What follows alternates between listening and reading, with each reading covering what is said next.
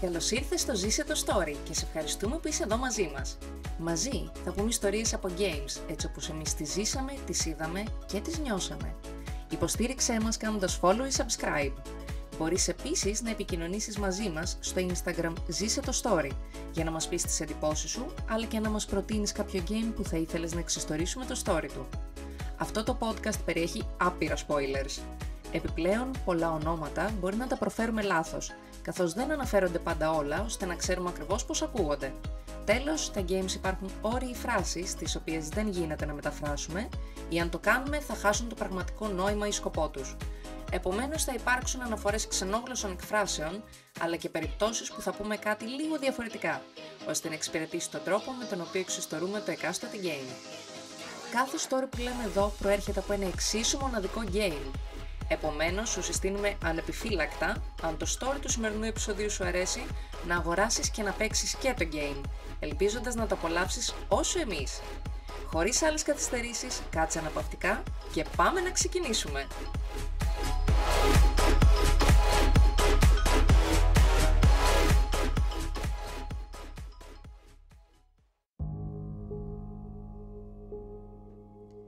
Παρόλο που είδαμε τη βασική ιστορία του Dark Souls, υπάρχουν ακόμα διάφορα κομμάτια που δεν μπόρεσαν να υποθούν, είτε γιατί δεν ήταν αναγκαίο να συμπεριληφθούν στην αρχική εξιστόρηση, είτε γιατί είναι περισσότερο παρατηρήσεις μας και λιγότερο κομμάτια της ίδιας της ιστορίας. Και επειδή κάποια από αυτά είναι αρκετά ενδιαφέροντα, θα τα δούμε στο σημερινό επεισόδιο. Η δομή του Dark Souls είναι τέτοια, ώστε να μην μπορείς με ένα playthrough, δηλαδή τη μία φορά που θα παίξεις, να δεις όλες τις πτυχές του story.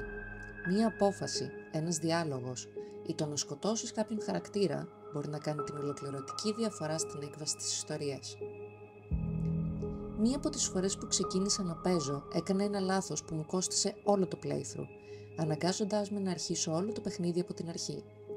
Κατά τη διάρκεια του ταξιδιού μου επισκέφθηκα έναν χαρακτήρα και συγκεκριμένα τον σιδηρουργό Αντρέ, ώστε να ενισχύσω τα όπλα μου.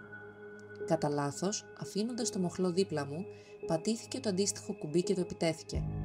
Ο Αντρέ σηκώθηκε και με 2 γροθιές με ξάπλωσε στο πάτωμα. Το πρόβλημα δεν ήταν όμως τόσο απλό όπως το να πεθάνω μία φορά, καθώς από εκεί και έπειτα μου επιτίθεται με το που με εντοπίσει στο πεδίο όρασής του. Ο χαρακτήρας που με βοηθούσε με την αναβάθμιση των όπλων μου ήταν πλέον μη διαθέσιμος, με αποτέλεσμα να μην μπορώ να γίνω πιο δυνατή και κατά συνέπεια να μην είναι εφικτό να προχωρήσω παρακάτω. Κατά την online έρευνά μου για να λύσω το πρόβλημα, αναφέρθηκε ότι ο μόνος τρόπος ήταν να επισκεφθώ τον Oswald, που εντοπίζεται κάτω από την πρώτη καμπάνα μετά την νίκη ενάντια στα Gargoyles. Ο Oswald μου είπε ότι για να με συγχωρέσει ο χαρακτήρας θα χρειαστεί να του καταθέσω ένα αρκετά μεγάλο ποσό ψυχών, οι οποίες λειτουργούν κατά κάποιο τρόπο ως νόμισμα εντός του παιχνιδιού, όπου σε αυτό το σημείο δεν μπορούσα να συγκεντρώσω. Και έτσι αυτό το playthrough οδήγησε σε new game. Το παιχνίδι περιγράφει τη διαδικασία του να είσαι απέθαντος.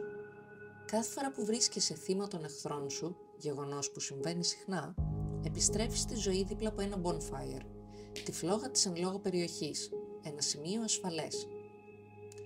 Ένας απέθαντος μπορεί να μετατραπεί σε hollow, που σε κυριολεκτική μετάφραση σημαίνει κενός, άδειος. Αυτό γίνεται συνήθως μετά από πολλά χρόνια και αφού ο απέθαντος έχει βιώσει πολλές φορές το θάνατο. Το να γίνεις hollow σημαίνει να τα παρατήσεις, να χάσεις το σκοπό σου και τη θέλησή σου για ζωή.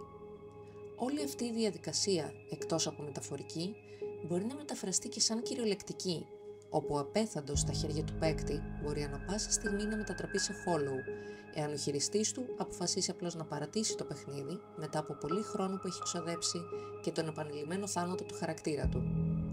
Ο χαρακτήρας τότε γίνεται ένα άδειο κέλυφος χωρίς σκοπό. Μια λεπτομέρεια που τονίζει το μυστηριώδες ύφος του game, ακόμα και όταν βρίσκεται σε αχρησία. Το να ανακαλύψεις επαρκώς, αν όχι πλήρως, την ιστορία ενός από τους επιπλέον χαρακτήρες είναι αρκετά δύσκολο.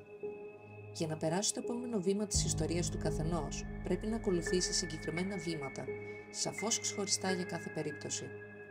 Βήματα που τις περισσότερες φορές δεν αναφέρονται πουθενά και δεν είναι ξεκάθαρα. Κάποιοι από αυτούς τους χαρακτήρες θα παίξουν σημαντικό ρόλο στην έκβαση του παιχνιδιού και αν δεν είσαι προσεκτικός, ενδέχεται να μην παρατηρήσεις τα σημάδια που δηλώνουν κάτι τέτοιο. Ένας από αυτούς τους χαρακτήρες, ο Σολέρ της Αστόρα, γνωστός για τη χαρακτηριστική πόζα του σε σχήμα Y και την έκφραση Praise the Sun, ακόμα και σε κόσμο που μπορεί να μην έχει παίξει ποτέ το παιχνίδι, θα ακολουθήσει τον Undead σε όλο του το ταξίδι, ακόμα και στην τελική μάχη ενάντια στον Gwyn. Ο υπότης, παρόλο που δεν βρήκε ποτέ τον ήλιο που έψαχνε, καταφέρνει να γίνει ο ίδιος ο ήλιος που θα φωτίσει την κατά τα άλλα σκοτεινή πορεία μας στο παιχνίδι.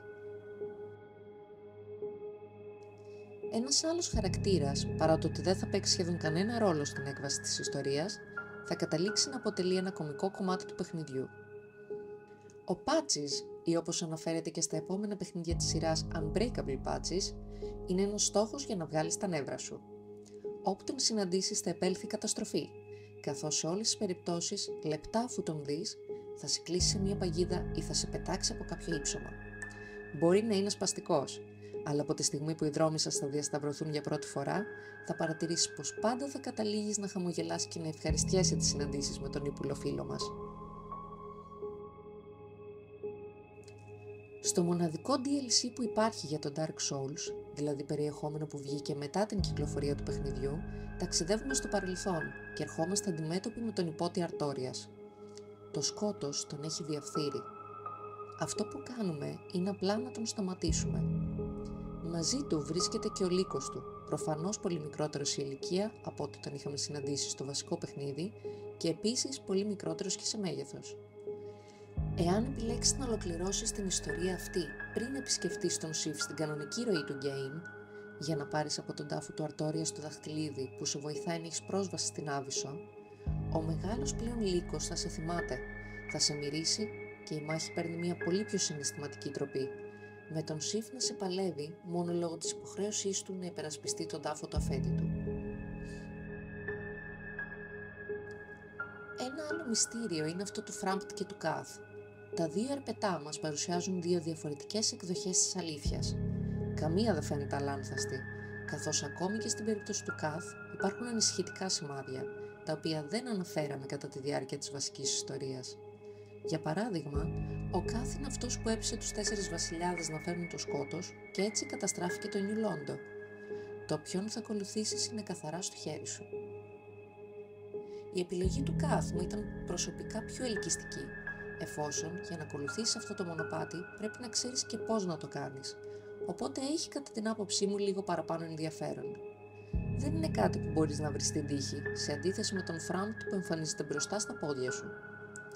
Ωστόσο, το game δεν έχει μόνο ένα πιθανό τέλος, εκείνο που επέλεξα εγώ και ακολουθεί τις συμβουλές του Kath. Έχει άλλο ένα που ουσιαστικά ικανοποιεί τα θέλω του Framped. Το τι γίνεται σε εκείνο το εναλλακτικό τέλος θα σε αφήσω να το ανακαλύψεις εσύ, εάν το επιλέξεις.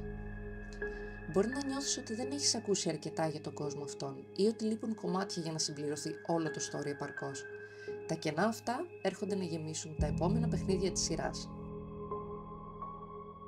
Μείνε συντονισμένος στο podcast μας καθώς έρχονται και άλλα συναρπαστικά stories.